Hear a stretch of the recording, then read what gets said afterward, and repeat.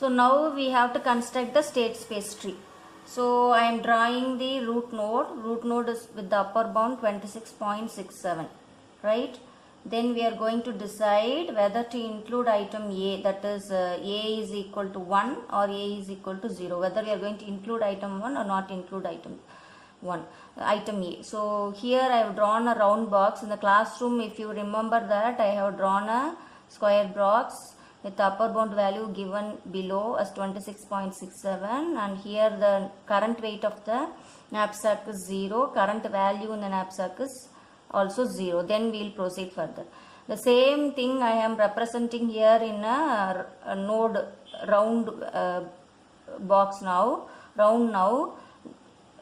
writing only the upper bound value inside. I am not reflecting the weight and the value, right? So either you can follow the previous method or this one, because it will reduce the space when you are drawing the tree. So I am currently adopting this particular kind of representing a node, right? So here we are going to include node A, here we are not going to include node A. So when I am including node A, so it means that, so we are including node first item A, then B should be included, C can be included, A, B, C, D can be included, E cannot be included because when you add E, the total weight will increase as 20, so it will be 1, 1, 1, 1 followed by 0.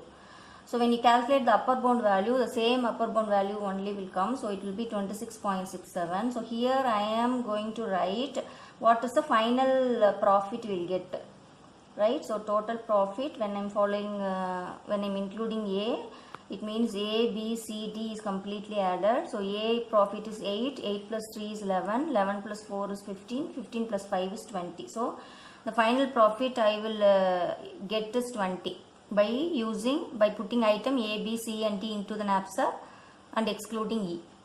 So when I am not including A, so what happens now when you are not including A, it means you can include B, C, D, right? So B, C, D totally we are putting together. So what is the weight of B, C and D? So 2 plus 3 is 5, 5 plus 4 is 9. Can we include E? The weight of E is 9. So 9 plus 9 is 18. 18 is less than 20. So it means we can include E also. So I am including E also. So I am not including A, but we can include B, C, D and E. So now what will be the total profit? The total profit will be, when you include B, C, D and D, it will be 4 plus 3 7, 7 plus 5 is 12, 12 plus 10 is 22. The upper bound is the same thing only. So when you are calculating the upper bound, you will leave the first item, you will take the second item, third item, fourth item, fifth item, everything completely. So the same profit value will become as upper bound.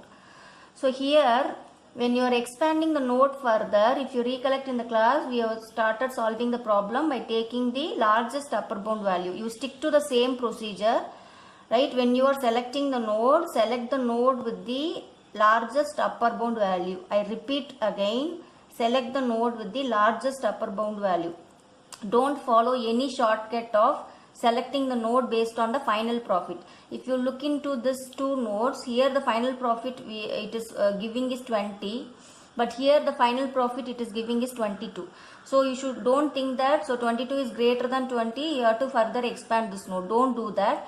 It is a branch and bound technique, so you should always follow the bound value. So when you compare the bound value of this one is greater, 26.67, whereas this bound value is only 22. So you have to follow, further expand this node only, don't expand this node, right?